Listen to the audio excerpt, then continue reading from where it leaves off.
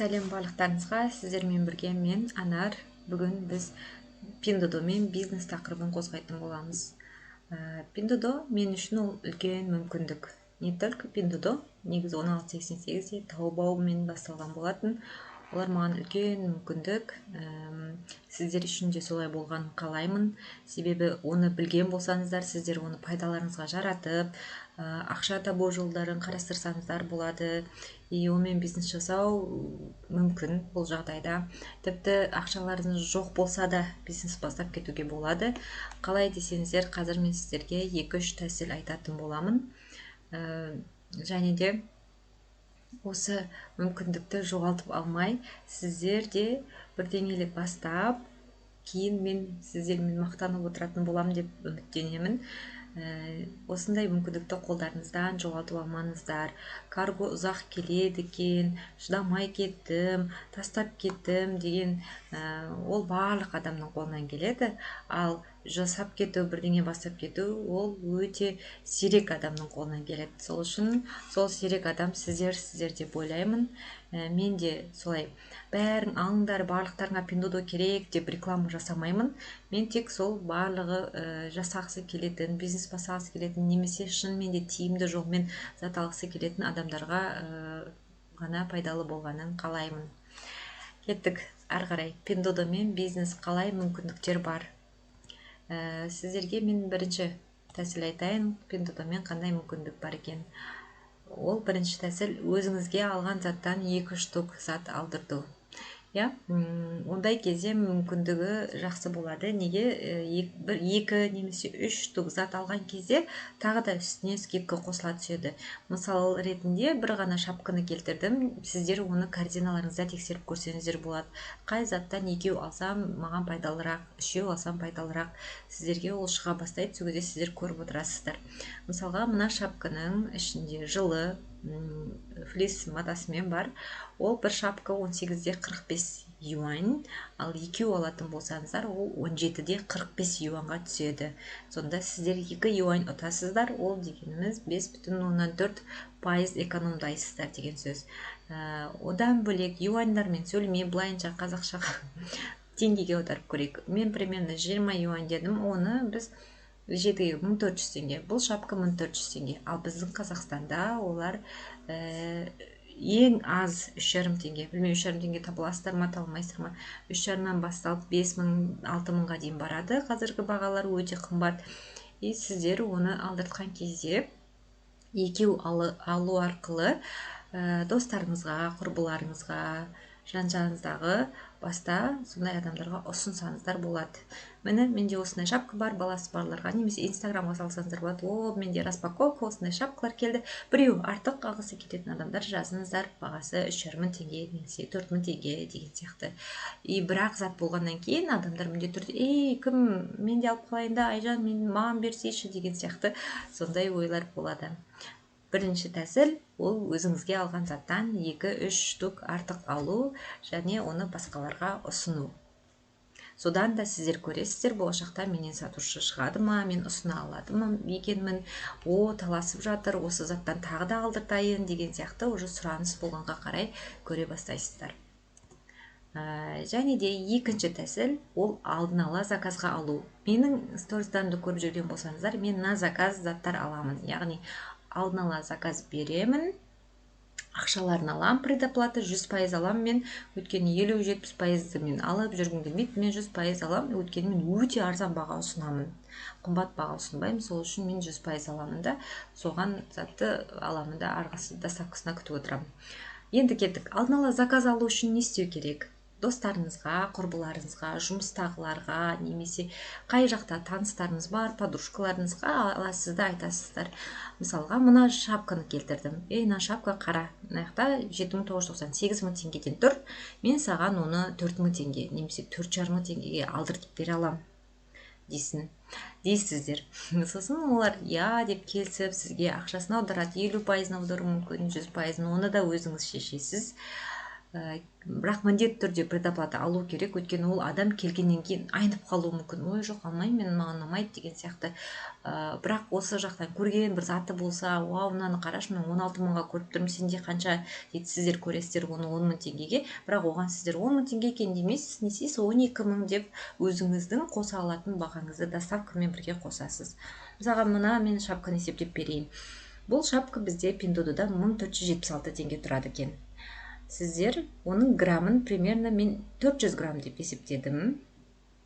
Ол дегеніміз 960 теңге болды. Одан да аз болуы мүмкін, одан да көп болып қалуы мүмкін. 960 теңге деп есептедіп, грубо шығарған кезде бұл шапканың бағасы 2,5 мың теңге, 2436 теңге болып шықты. Сол 2,5 мың теңгенің затын сіздер 4 мыңға ұсынсаңыздар, 1,5 теңге ұтасыздар. 4,5 теңгеге ұсынсаңыздар, 2 мың теңге үстінде ұтасыздар. Солай сіздер ол ақшаны сразу жұмсап жібермейсіздер, алдына сақтап отырасыздар, өйткені доставкасы бар екенін ұмытып кетпеңіздер. Сол үшін бұл тәсіл өте жақсы, әсіресе өздеріңіздің туған туыстарыңызға, құрбыларыңызға өтеді. Мысалға мен жақында ғана осылай өзімнің жеңгемнің балаларына зат алып бердім. Яғни мен айтам, мен анша баға қосам, сен заказ берсем болады. Ол сен ол жақтан осынша ала алар едің. Ол әрине, давай мен саған берем деп сразу келіседі. Немесе инстаграмда сәлем балапанда сатып отырам, осылай мен салып отырам, мынандай шапка бар деген сияқты қызыққан адамдар сразу жазады, баға білетін адамдар сразу жазады. Қазақстандағы бағалардың қымбат екенін білетін адамдар шынымен сразу жазады да әрекетке көшеді. Баста сразу инстаграм ашпасаңыздар да өздеріңіздің ватсаптарыңызға, статусыңызға салып осылай ұсына бастасаңыздар болады. Үшінші тәсіл, ол өздеріңізде артық ақша болса, 50-60 мың, кейде 30-40 мың болуы мүмкін, соған зат алсаңыздар болады. Қандай зат алу керек, дұрыс зат алмай қалсам ше деген нәрселерді қазір осыдан кейінгі слайдтарда айтатын боламын. Ал қазір осы бағада алуды туралы айтайын. Адамдар наличие заттарды жақсы көреді. Күткісі келмейді, 1 ай, 1,5 ай, өздеріңіз де сондай шығарсыздар, каргоны күтіп отырам ба деген сияқты, күткісі келмейді, сол үшін наличие заттарды жақсы көреді. Сол үшін сіздер сенімді нишаларыңыз болса, немесе қазір мен болашақта қандай нишалар алуға болатынын айтам, солардан біреуін таңдап, наличие заттар алдырта аласыздар, өздеріңіз үйлеріңізге қойып қоясыздар, келген адамдарға немесе инстаграмнан, ватсаптан 1-2 рет реклама жасап жібересіздер. Менде осындай заттар бар, келіп алсаңыздар болады, немесе сіздерге қазпочтамен салып жіберсем болады деген сияқты. Сосын бір затқа сенімді болмасаңыздар, міндетті түрде одан 50 штук алудың қажеті жоқ. Например, мен айтайын, бір бутылка, көзімде бутылка көрініп тұр, баланың су ішетін бутылкасы. Одан сразу 50 штук алудың қажеті жоқ. Сіз просто 3 бутылка көк түсінен, 3 бутылка қызыл түсінен, қыздарға, ұлдарға ұсынам. Сосын ол бутылка сияқты өзгеше тағы нелер бар.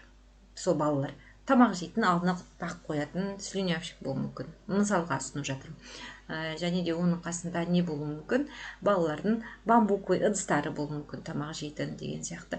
Сол баланың темасындағы 5-6 заттан әрқайсынан алып, әрқайсынан 3-4 мыңға, 5-6 мыңға зат алып, сөйтіп 50-60 мыңға заттарды көбейтсеңіз болады. Яғни сразу бір заттан 50 штук алып, ол өтпей қалып қарап отырмайсыздар. Және де сіздерде уже выбор бар болады адамдарға алуға. Сразу алған кезде де бірақ бутылка емес, қасына тағы да ананы да берсе, мен балама керек, мынаны да керек қой, мен балама деген сияқты әртүрлі нәрселерді де сізден таңдап алып кетеді. Сол кезде сіздерде чек бір ғана 2000 теңге бутылка емес, тағы да 5-6 мыңға қасына қосылған заттар болады бір жағынан. Немесе біреу өтпей қалып жатса, уже сіз білесіз, значит, уже бутылка өтпейді екен, слюнявщик көбірек өтеді екен, ал жапқышы көбірек өтеді екен, немесе тағы да майлық көбірек өтеді деген сияқты сондай идеямен көп нәрсе қалыптаса береді сіздерде де. Бұл үшінші тәсіл. Оптом зат алып сату, наличие болған кезде адамдар тоже алады, жақсы көреді. Әсіресе наличие заттарды көбінесе өздеріңіздің жанындағы адамдарға да тоже ұсына аласыз. WhatsApp-қа, Instagram-ға, сторисқа салсаңыз жақсы. Және де өздеріңіздің распаковка көрсеткен кезде де адамдар қызығып, бар ма, маған да алайын деген сияқты ойлар болады. Ал енді келесі сіздерге Пиндододан қандай заттар алып сатуға болады, сондай қандай нишалар бар, соларды сіздерге бөлісетін боламын. Біріншісі ол маржасы жақсы заттар ұсынамын. Маржасы дегеніміз үстіне ақша қосылуы жақсы заттар. Олар не болуы мүмкін? Например, сырғалар, сіздер 400-500 теңгеге алып, ал Қазақстанда ол сырғалар ең аз 2000-2500-нан болады. Үстіндегі ақшасы жақсы ма? Маржасы өте жақсы. Сондай сияқты маржасы жақсы заттарды таңдауға болады. Екінші, мен алар ма едім деп ойлану қате. Осыны мен түсіндіре алмаймын адамдарға. Қараңыздар. Мен ойлаймын, өз басым Анар ойлайды, адамдар андай сувенирлар бар, Гарри Поттер деген, немесе қазір аниме дегендер бар. Осыны кім алады? Мен алмаймын. Мысалға, мен алмас едім деп мен оны алмаймын, тапсырыс бермеймін. Бірақ, оказывается, ол көбірек өтеді екен. Оны алатын адамдар бар екен. Менің ойым қате екен. Өйткені мен үйде отырған балаларға қарап отқан анамын. Мен сыртта жүрген жоқпын. Яғни жас балаларды, адамдарды көрмеймін, аниме көретін адамдарды көбінесе көрмегендіктен мен оларды өтпейді деп ойлайды екенмін. Сол үшін всегда мен не алар едім, осыны алар едім деп ойланбаңыздар. Сіздер аналитика қарап үйреніңіздер басқа жерден. Мысалы, мен 5-те жазып қойдым, Каспий магазин қарасаңыздар болады, Wildberries қарасаңыздар болады. Ашып қарасыздар да рейтингі жоғарғы заттар дейсіздер. Нелер көп өтеді екен? Нелер көп өтеді екен? Адамдар нені көп алып жатыр екен? Мен қазір бір стакан алғым келеді. Барлық адам стакан алғысы келмейді. Ол сіз ғана стакан алғыңыз келетін. Сіз бір нәрсенің өте ме өтпейтінін білу үшін міндетті түрде басқа жерлерге барып аналитика жасауларыңыз керек. Басқа платформаларға барып, қай жерде Flip.kz ашыңыздар, қандай заттар көбірек өтеді. Және әр заттың ішінде де, киім десеңдер, қай киім көбірек өтеді екен, қандай киім адамдарға өте қажеттірек екен деген сияқты өтсеңіздер болады. Одан кейін адамдарға әрқашан керек затты сатқан күшті. Әрқашан керек зат деген не болуы мүмкін? Сезонный емес заттар болар, әрқашан мысалға жаңа жылдың заттарын алдыртып алып, ендігі жаңа жылды күтіп отырудың қажет жоқ. Мысалға, сіздер осы жаңа жылға зат аласыздар, көп үстінде аяз атасы бар, Merry Christmas деген жазу бар, адамдар алмай қойды. Не істейсіз оны? 7 мартқа сатып алмайсыз ғой сіз. Оны күтіп отырасыз ендігі жыл, қайттан жаңа жыл келгенше. Сіздің 30-40 мыңыз бір жерде тұр, жүрмей қалды деген сөз. Ол үшін адамдардың әрқашан ала беретін затын алған дұрыс. Жаңа жылға подарок ретінде береді, мысалға бір термос беруі мүмкін подарок ретінде, бір портмоне беруі мүмкін подарок ретінде, шарф беруі мүмкін ретінде. Обязательно олардың үстінде аяз ата болудың қажеті жоқ. Яғни әрқашан өте беретін болуы мүмкін. Және де әрқашан керек зат, мысалға адамдарға подгузник, балаларға, баласы бар аналарға әрқашан подгузник керек, немесе тамақ керек деген сияқты. Дәл осындай мысал ретінде өздеріңіз Pinduoduoдан қандай заттарды ала беретін мүмкін дегендерді қарастырсаңыздар болады. Одан кейін салмағы жеңіл заттар. Салмағы ауыр заттарға басында жоламаған жөн. Салмағы жеңіл заттар деп қайтадан жаңағы сырғаларды келтіре аламын, чехолдардың айта аламын. Өте салмағы жеңіл и адамдарға выгодны болатын заттар. Одан кейін 5-ші жаңағыдай Каспий магазин, жаңағы айттым, аналитика қарап үйреніңіздер. Қай жерде қандай өтеді, қалай өткізеді екен адамдар, баға қалай қояды екен көріңіздер.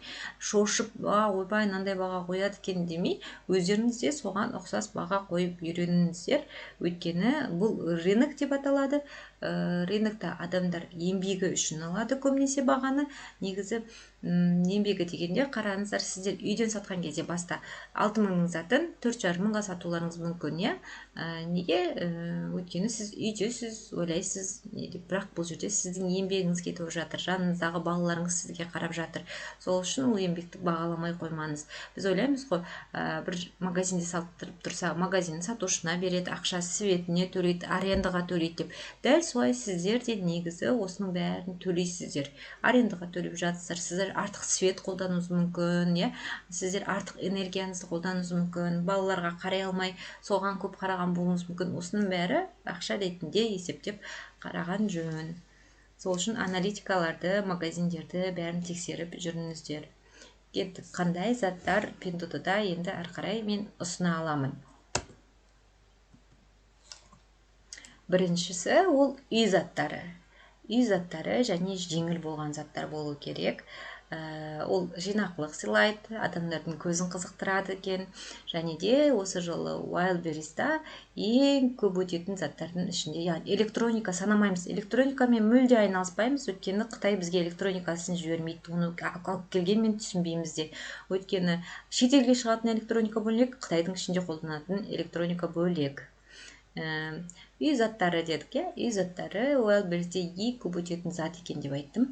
Өйткені үй ханымы дейке, үйді домохозяйкалар көбінесе осындай заттарға өте қатты қызығады. Және қазір де KonMari әдісі болсын, Flyleти әдісі болсын, әйтеуір бәрі органайзерлар алғанды жақсы көреді, бірдеңеге жинап қойғанды жақсы көреді. Сол үшін сіздер тіпті өзіңіздің жанындағы көршілеріңізге де, құрбыларыңызға да ұсына алатын заттар, және жеңіл болып келеді. Бұлар матадан жасалғаннан кейін, мысалға органайзерлар өте жеңіл болады, олардың үстеріне де жақсы ақша қосуға болады. Мысалы, алжапқыштар, әсіресе жаңа жыл келе жатыр дедік, андай қолғаптар болады, қолға ұстап андай торттарды, нелерді шығаратын пешке.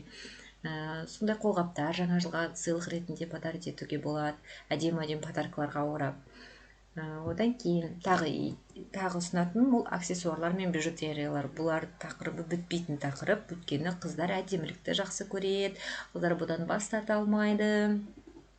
Сыртқа да әдемі болып шығады. Біз өзіміз үйде отырған кезде әдемілікке қатты мән бермеуіміз мүмкін, бірақ сырттағы қыздар өте қатты мән береді, және заказбен алдыртады. Сол маржасы ең көп заттар осы аксессуарлар. Өз басым Алматыда 2 жыл бойы аксессуар бижутерия сатумен айналыстым.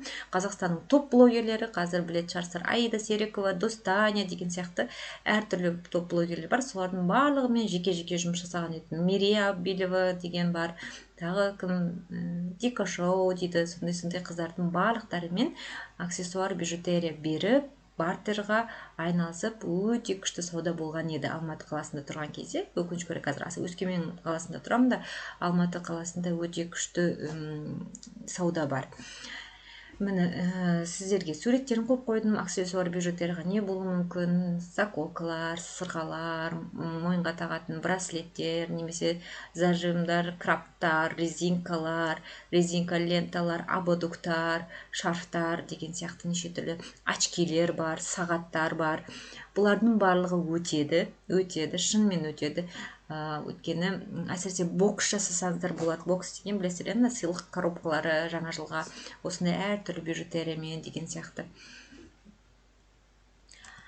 Келесі ол ойыншықтар. Ойыншықтарды бірақ бөлген жөн. Мысалға, ағаш ойыншықтар ауыр болып келеді. Бірақ басында өздеріңіздің балаларыңызға алған кезде жаңағыда 2 алып деген сияқты өлшеп көріңіздер. Ол стоит па, қанша қоюым керек? Келгеннен кейін де затты міндетті түрде өлшеп солай қойыңыздар. Өздеріңіз ұтылып қалмаңыздар. Наоборот, ұтудың пайдасын көздеп жатырмыз ғой бұл жерде. Балалардың ойыншығын мамалар, папалар қиып ала береді. Кезінде өзіміздің кезімізде ойыншық болмады ғой. Мен баламда көп ойыншық болсын, мынандай да ойыншық болсын, қызықты екен, күшті екен деп алданып демей ақ қояйық, енді ала береді қызығып. Мысалға қараңыздар, кеше мынандай су көпірік шығатынды бір блогерден көріп салдым, көбісі менің баламда да болсын деген сияқты сондай ой болады. Сол үшін бұндай ойыншықтарды ойнатып жатқан кезде реклама жасаған жақсы. Видеосын салып қойып, міне балам ойнап отыр, осы ойыншықтан менде артық тағы біреу бар, алсаңыздар болады.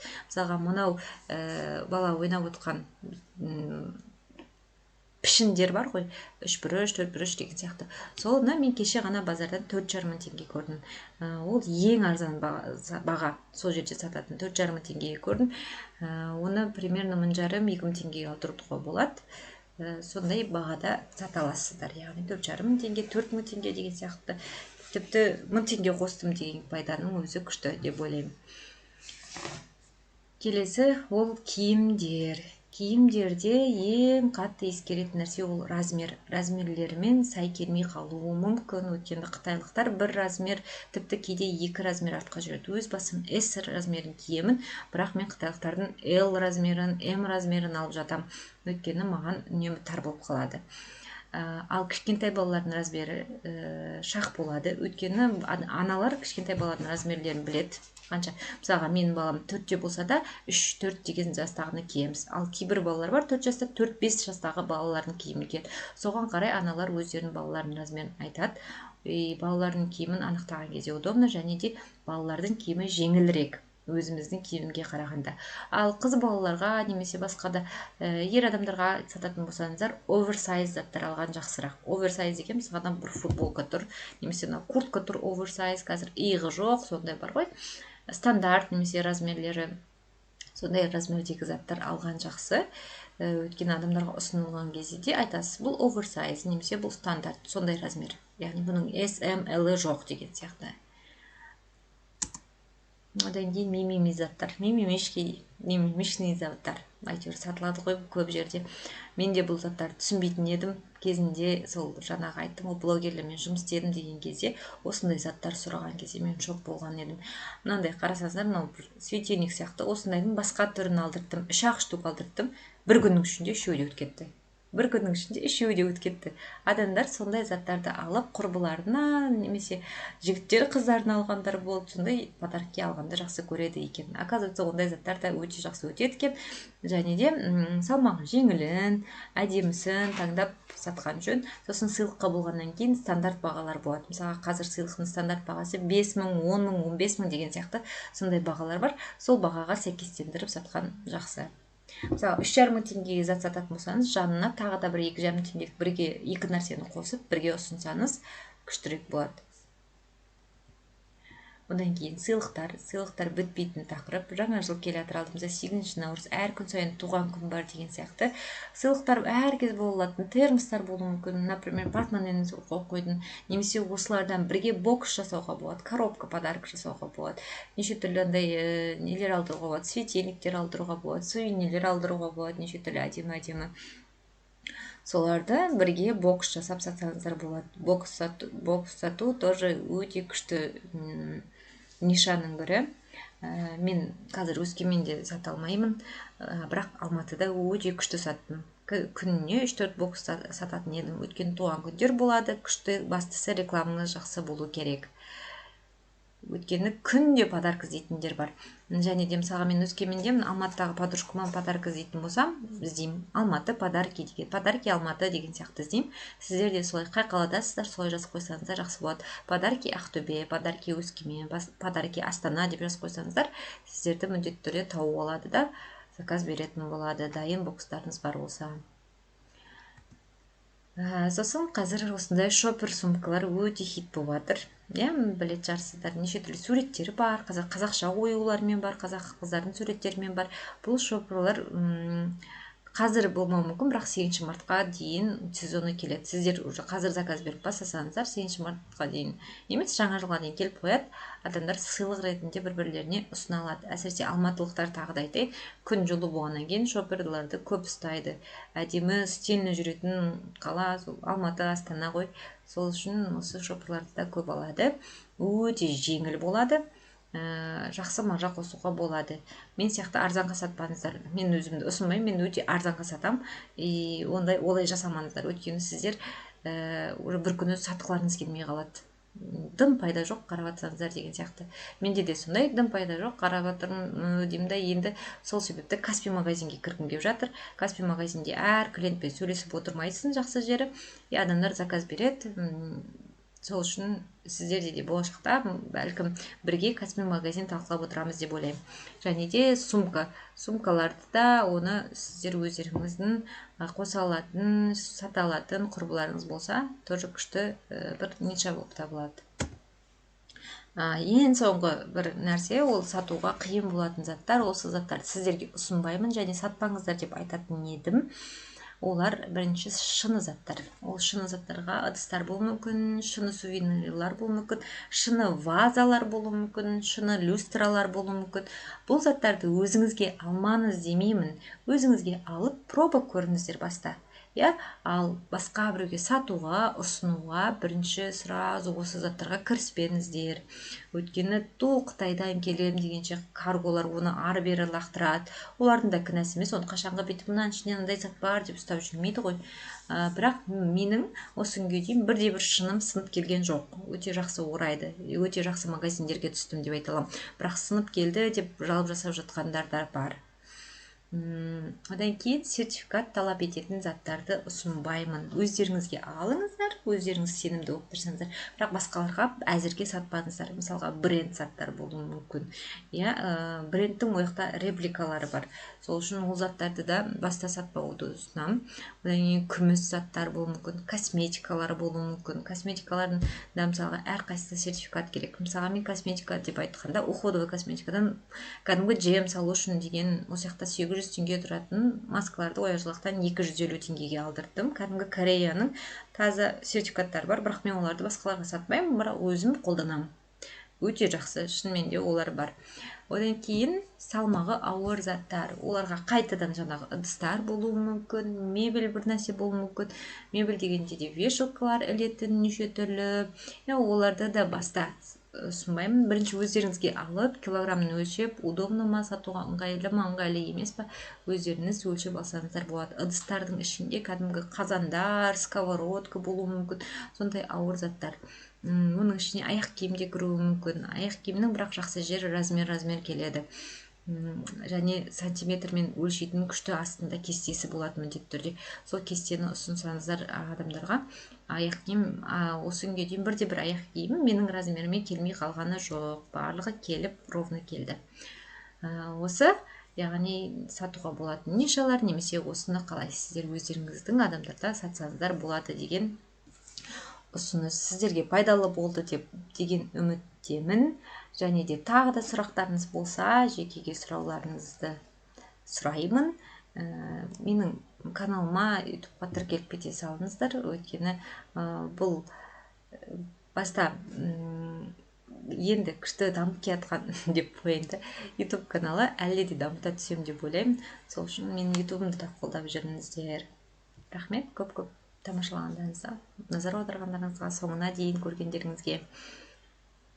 Пайдаларыңызға жаратыңыздар. Сіздерді болашақ бір бизнес, менде бірыңғай әйел кісілер, бизнес-вумен ретінде көремін. Пайдаларыңызға асырыңыздар осындай мүмкіндікті. Бұл Pinduoduo өте күшті бір арзан сайт, оны сіздер ғана біліп қоймай, басқаларға осылай зат сату арқылы пайдаларыңызға жарасын.